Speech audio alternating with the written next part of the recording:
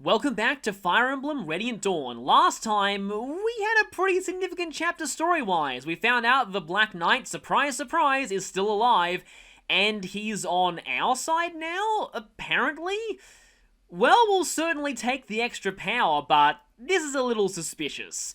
Also, Micaiah foresaw, only vaguely though, that by letting Jarod leave in the last chapter, she allowed something very, very terrible to happen. We're about to see just what that is.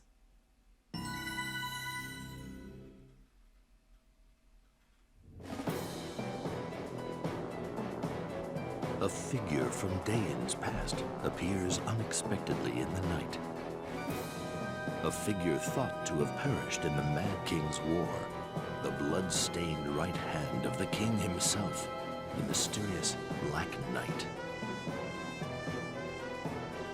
The Black Knight protects Micaiah against Jarod's cowardly surprise attack. However, Micaiah senses that Jarod has one last move to make. Deprived of his chance to capture Micaiah, Jarod abandons all notions of retreat or negotiation. Instead, he makes plans for revenge. He murders an emissary from his homeland of Benyon and reclaims control of Daeon Keep. From within the keep, he launches a savage barrage of catapult fire, all but destroying the castle town. The momentary peace that arrived with the Benyon emissary shatters along with Nevasa's walls, and the people of the city see their kin and their capital crushed under a rain of stone. This treachery proves too much for them, and their grief explodes into rage.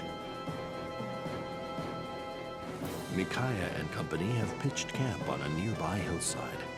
When this merciless attack begins, its brutality leaves them lost for words. So that was a thing that she foresaw. Also, this chapter has kind of a cool title, but whenever I see it, I just think in my head, Daeon, arise! Arise, Daeon! I don't even know what that's from, but I first heard a reference to that in Yu-Gi-Oh! Abridged.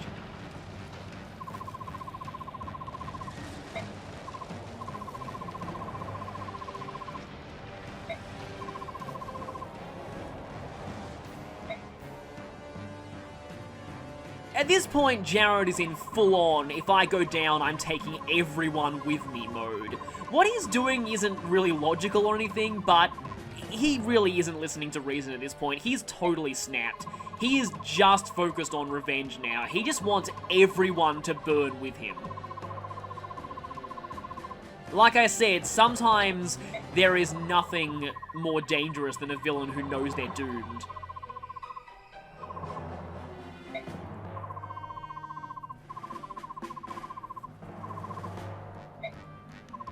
And that's a great line.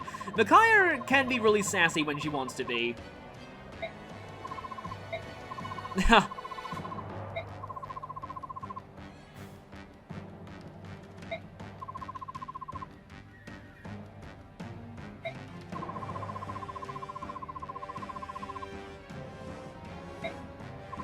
Admittedly, that is an issue, but I'm sure you're concerned for the fact that your name isn't the one that the soldiers are cheering for.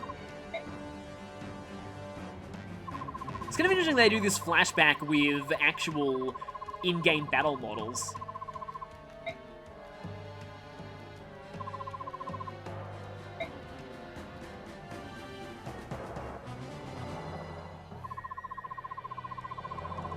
Though, Izuka forgets the fact that it was his plan in the first place to make Micaiah the figurehead leader of the army. So, why is he complaining about the results? Shouldn't he have seen this coming if he's such a brilliant tactician? Again, this was all your idea, you complete idiots.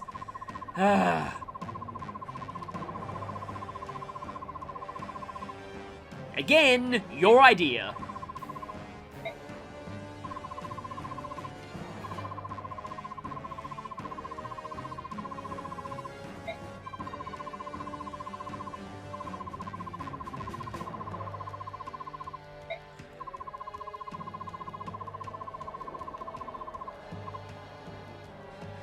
Exactly.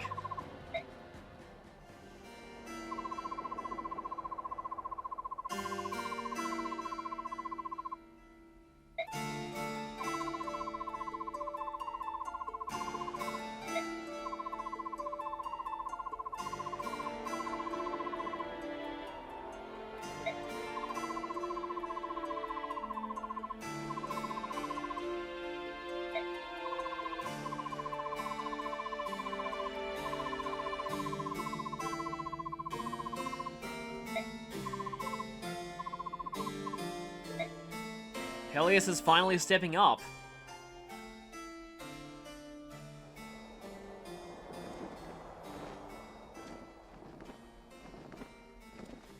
Toronto, please punch him.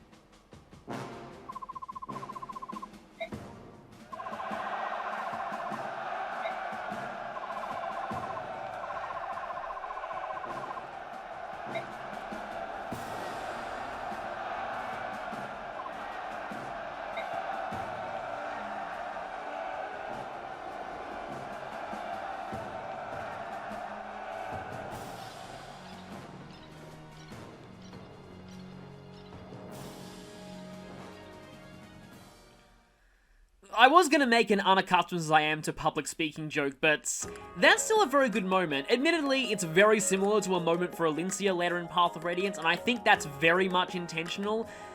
As I've pointed out a few times, and the game has done a pretty good job of pointing out too, Part 1 in a lot of ways is a direct reference to Path of Radiance, just with the perspectives flipped.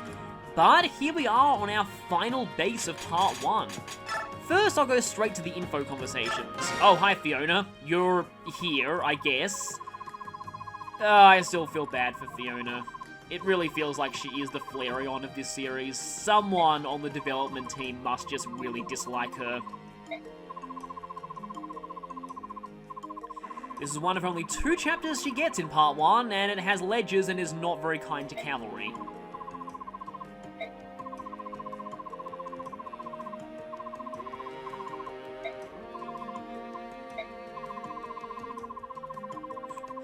I feel so bad for saying this, but I was gonna say, yeah, it's more than I'll ever contribute to this army.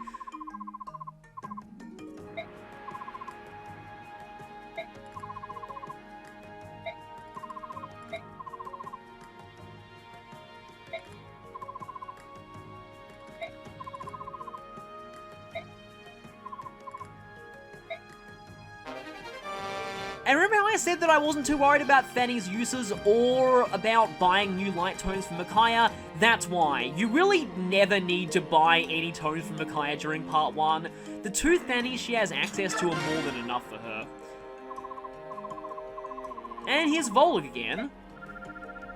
And here's our first instance of Volug properly talking. He only speaks an ancient tongue. This isn't one of Volug's best moments though.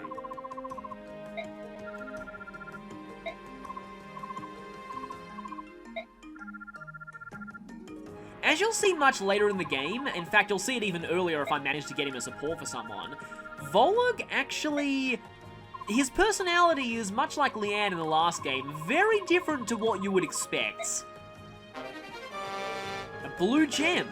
So that sells for 5,000 gold. Let me check the support menu to see if I actually can. And by the way, yeah, the Black Knight cannot support anyone. So, yeah, that's, don't even try. Please tell me you and Z-Hawk have it. Yes, you do. Good, okay. I want to do that both for the avoid boost and for being able to show Volug's generic converse dialogue because it's actually really great. As for everyone else... no one can upgrade their support relationships. What about Jill? Can you support it? You can still only support Laura. It's weird. I guess because you spend most of your time flying and aren't really close to people that much. Vika is so cool, but, oh yeah, speaking of Vika, so, sad times incoming. You might want to... actually, first, let's convoy these items from the Black Knight.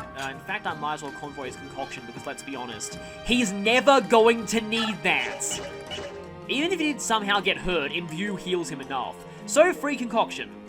As you can probably tell, the Black Knight will not be playable forever, so any extra items that he has, you want to give to storage. And you'll have one more chance to do this before he's gone for good, but I like doing this now. As for Nyla, let's just get rid of your coin. Now, where are... Tormod is fine, Morim I think is fine, and Vika... Nah, really, none of you have anything particularly important that I need to get rid of. Except for Tormod's skill. Although, firstly, I might want to do some inventory management, so let's convoy that and convoy that. Soth, do I have any more daggers that you can use? Doesn't look like it. I think Soth's fine on daggers for now, although he probably needs a few more knives. Raphael's Seraph Robe I'm going to convoy. I'm not sure who I'm going to use that on, though. I don't really like using it on Micaiah.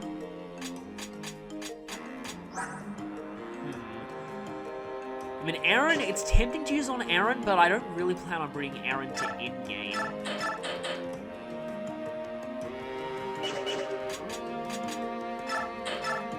However, he is going to help tank later on. And how's Edward's HP doing? That's alright, but it could be better. I could give Edward the Seraph Robe, but...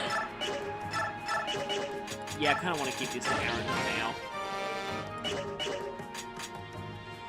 Speaking of Edward, do I have any new swords that you can use? I think you're doing pretty well on swords for now. Nolan, again, I think you're doing pretty well on axes. I think I'll leave the hammer on Jill. You can use crossbows now, but I don't think we have access to crossbows at this point. Okay, Ilyana I'll get to last. Didn't we get like a men's staff or something? No. You might need a new staff, come to think of it. And as for Jill, I think Jill is fine on weapons, but don't I have an extra hand axe? No, I don't, okay. But this is probably alright. So, Ilyana, convoying both of her tomes. So, after part 1 ends, Ilyana will be switching to the part 3 party. So any items that you want to transfer over to the part 3 party, you want to give to Ilyana now. And the part 3 party is really strapped for cash, so good items to transfer over to them are gems, useless skill scrolls that you want to sell, and useless stat boosters like the Ashera icon or talismans. So things that aren't really going to be that useful and are good for selling. So I'll give Ilyana some of those. And also, if there are any skills that you want to transfer over to the part 3 party. Like, for example, if you want, you can remove... in fact, I'm going to do this anyway, because there's another thing that you really want to do now. Remove Tormod's celerity right now. because he's not going to be getting much use out of that for the rest of the game. Also, it's not a bad idea to remove Shriek from Vika, and some people also suggested removing, where's Volug? Removing Howl from Volug, but Howl's actually seen some use for me, although admittedly in Part 3, Micaiah's party doesn't fight very many ranged enemies, so I don't think we'll be getting much use out of that either. So just to check those skills, if I go into sell items, they don't sell for that much, but they sell for a little bit at least. Celerity only sells for 1,000, really? It's probably one of the most useful skills in the game. So yeah, Ilyana's going to go ahead and take Shriek and Howl. Some people also suggest giving her Fortune too, but sometimes Fortune helps as an insurance policy against bad luck. Also, speaking of which, let's get rid of Paragon on Micaiah right now, because obviously she doesn't need that anymore. And I guess I can give you... Who has Resolve at the moment? Was it Nolan? Resolve isn't bad on Nolan, but I'll probably need another skill on him later, so I mean, you know what? Micaiah is level cap. She's not going to be fighting very much here, so I might as well just put Resolve back on you. I have someone in mind for Pass, so Nyla with Pass, and this is actually the last skill slot that she has, despite having 50 capacity left over, because, yeah, the whole 6 skill limit. I can probably get rid of Guard, because Guard doesn't do that much. She doesn't really have a support partner. I don't really like the Guard skill in general. I might even... Maybe I could take that to sell, because I doubt this will be very useful later on. Yeah, for now I'll just take that. And give that to Ilyana to transfer to sell. And now, in terms of other skills... Oh, you had Fortune. That's kind of pointless for you, but... let's see. Edward's already pretty full on skills. I probably want to give Paragon to either Edward, Nolan, or Jill, but in order to give it to Jill, I'm going to have to promote her.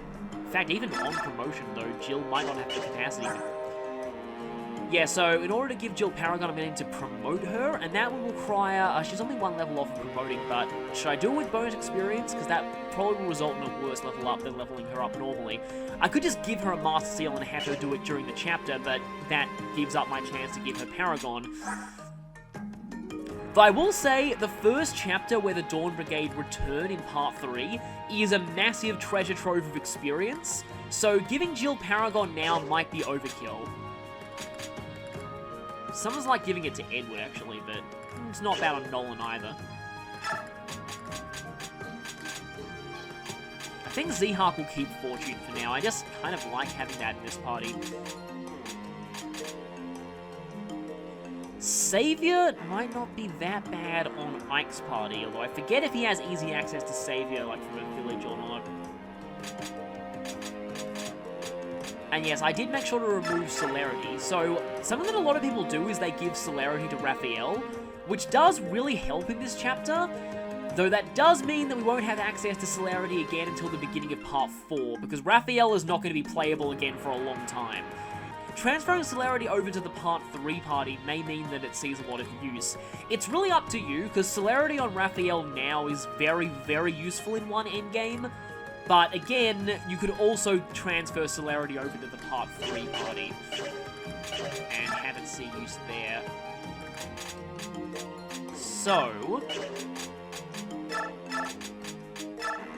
I think I'm going to actually transfer it over to the Part 3 party. I don't think I've ever done one endgame without Celerity on Raphael before, so this should be an interesting experience, but I kind of want to see Celerity get more use, so that's a full inventory on Ilyana for now. 3 self-order skills and 1 skill that I really want to keep. If there are any weapons you want to transfer to the Part 3 party, now's a good time to do that too. So yeah, now the question is, do I bonus experience Jill, or you know what, I think I'll actually promote Jill at the base by bonus experience. So, let's see what this does. Please get strength. She did not gain strength ever for the entirety of her first 6 levels at a 45% growth. That's a really bad sign. It's a really, really bad sign. But really all I did that for was to promote her. Don't worry about using up your last Master Seals here. You won't need them past Part 1. Because there will be nobody joining in first tier after this point. So, let's go and see a promotion for Jill.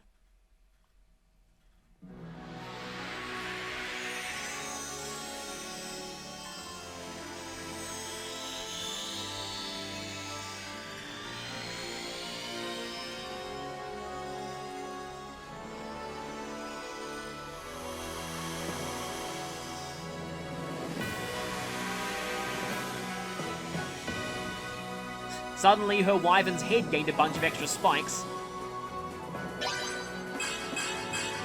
And yeah, still going by the Japanese name, so Dragon Master. But she now has just as much defense as Aaron and 20 speed. That strength is still not good, but she should easily be able to cap that later. And yeah, her defense is already almost capped, and so is speed.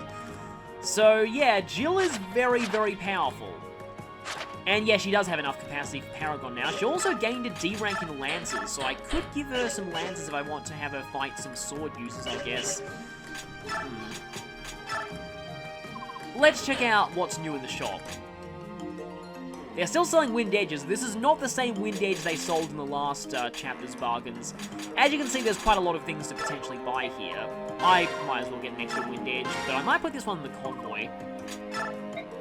And you can never have enough javelins and hand axes. Trade those over. We also have Arcfire and Arc Thunder, so you might know these through Awakening, and also if you played Smash Brothers, Robin makes extensive use of these. Radiant Dawn was the first game in which the Arc Tomes appeared in. Also, weirdly, Arc Thunder is A-ranked and Arcfire is B-ranked. I had never noticed that before. But yeah, an A-ranked tome with only 7 might. That's great, isn't it? And we also have a Recover Staff, which is going to cost a bit, but that might actually not be that bad. It's not like Micaiah's party really needs all that much gold, so I'm going to go ahead and buy that for Laura. We also have a Livy Grass, which, yeah, restores 15 points to a Lagoose's transform gauge. Having one of these now might help in Part 3, because starting in Part 3, Volug's transform gauge will reduce as normal after he goes Wild Heart. So having a bunch of those to help keep him in beast form is useful. And I might as well buy an extra Med Staff for Laura, although really it's actually going to go to Micaiah after she promotes. Something else I should mention. So, Micaiah will be getting her Force Plot promotion at the end of Part 1. In fact, I should probably give her Discipline and, yes, you're reading that right. Micaiah caps her defense at 10. Yes, this is the second playthrough where my Micaiah has capped defense naturally, but that speed is bad even by Micaiah standards. And that skill is not very good either. Yeah, speaking of which, how is Edward doing sword rank-wise? You're almost guaranteed to hit S before 313, and that's all I really need, so I'm going to remove that and give that to Micaiah. I like to give Micaiah Discipline at this point anyway, just to raise her staff rank quickly in Part 3. But yes, make sure that Micaiah is prepared for her Force promotion. Preferably she should be at level 20, but it's really not necessary because Micaiah is not all that great, and past this part she'll mostly just be a staff user, so her stats don't matter all that much. But I like to have her at level 20 just because I like having people promoted at level 20. So I could give Edward Paragon, I could give, well, I have to remove Resolve to give Nolan Paragon, which I'm going to have to remove in Part 3 anyway because I want a different skill on Nolan. Or I could give Jill Paragon. So it really depends. And Jill will probably be seeing more action in Part 3 than Edward will, so maybe it makes sense for her to get a little... So yeah, maybe it makes more sense for Edward to have Paragon for now. Decisions. I know that objectively speaking, Paragon on Jill is much better, but again, she will be seeing a lot of use in Part 3, so she won't really be wanting for experience. The reason why I'm not using it on Nolan is because he's going to gain massive amounts of experience in Part 3 anyway. I think for now I'll give this to Jill. But I might swap it back to Edward in Part 3. As for these skills, I don't need to use any of them. There's everyone else. Yeah, you could transfer Imbue and Savior to the Part 3 party if you want. Pass on Nyla really helps here. And the Black Knight is already at maximum capacity, so conveniently you can't end up wasting skills on him. And so for now, that should be... Yeah, Aaron has renewal. That should be everything. Just need to see if there's any useful weapons I can buy. Steel Blades, which isn't bad. Steel Great Lance. I think in the American version this is truncated. It's like Steel Griplance or something like that, but I could be wrong. And Steel Poleaxe. Yeah, the steel equivalents of the blades are all very, are all B ranked. Weight 20 as well, so that actually does weigh down Nolan. Could get one of those for Aaron, or, I don't know, Jill is now to D rank in Lances, so all she can use is Iron Lances, sadly. More decisions. There are actually some bargains in part 3 that I might want to get to. I think at this point I should be okay on weapons, so Jill, where are you, Jill? You're going to go ahead and take one of those javelins, just as an insurance policy against sword users. And does anyone here need that extra wind edge? Well, Z-Huck already has a fully fresh wind edge. I was thinking of moving the Killing Edge to Edward, and then I realized... Yeah, also, I don't need the Worm Slayer, because there aren't any Wyvern Riders in this map. But... the one who has the less attack power should be a side-by-side comparison here. You might notice that Edward has a lot more luck, but Z-Huck has Earth Affinity, so the Avoid kind of makes up the Avoid department that way. I guess because you only have like a one-use Wind Edge, I can give you another Wind Edge. As you can tell, I really like Wind Edges. And I have an extra concoction that I could give someone. I might as well give that to Volod, even though you're kind of full on healing items anyway.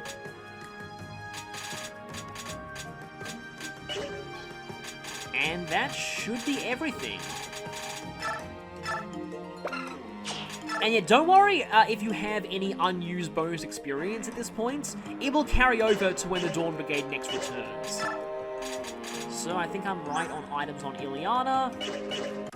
Actually, one last thing that I want to point out here that I originally wasn't going to, but someone in the comments mentioned this, and it's actually a detail about this game that I never knew until it was pointed out, so thank you for that. If you go into Forge, you might notice that we can actually forge steel weapons now. Here's the thing that I didn't know. So now is actually your last chance to forge steel weapons for the Dawn Brigade for a very long time, because for some reason, in the Dawn Brigade's Part 3 chapters, you can't forge steel weapons. You can only do it here. So if you want to make some powerful forged steel weapons, now is the time. In particular, forged steel axes are very, very strong, especially if you forge their hit rate up.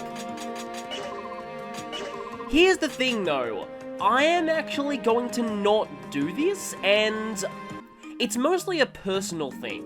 So I fully admit, this won't work for the majority of players, but I've always personally found that I don't need forged steel weapons in the Dawn Brigade's Part 3 chapters. Mostly because the Dawn Brigade's Part 3 chapters give you a ton of really, really good weapons for free in base conversations, and usually those are the only ones I need for Part 3. But for other people, feel free to forge steel weapons if that works for you. So, definitely a good idea to forge some steel weapons now if you have the money. With that, let's go.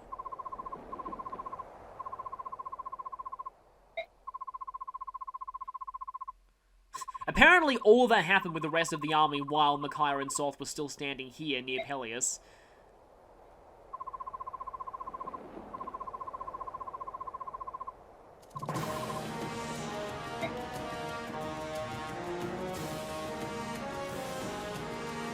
I love how we can see the original Dawn Brigade members go out right after Micaiah and Soth go and follow. Here we are, we're in Dane Keep for the second time in the duology. This time, though, our target is inside the castle.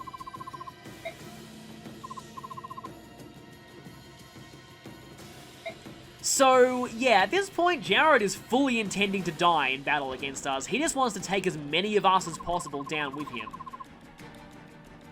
Well, considering this is an indoor map and it's gonna be a siege chapter, he's gonna be on the throne. There he is. Also, this is a pretty good speech too. Proud soldiers of the Empire who murder our own emissaries.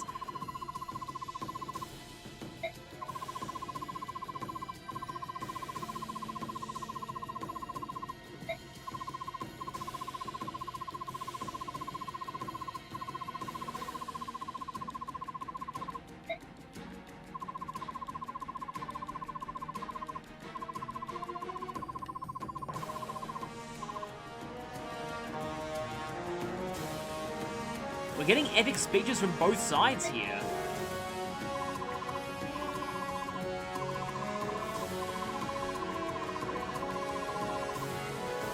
We're not making the same mistake twice. And here's something I love about Radiant Dawn. For particularly plot-important chapters, we get a different battle preparations theme. I wish more Fire Emblems did this. Before I cut the video, I need to explain one very important thing about this chapter. You'll notice that the Black Knight is deployed here, but he's not a required deployment. So, on a second playthrough, there is a super secret unlockable scene that you have access to.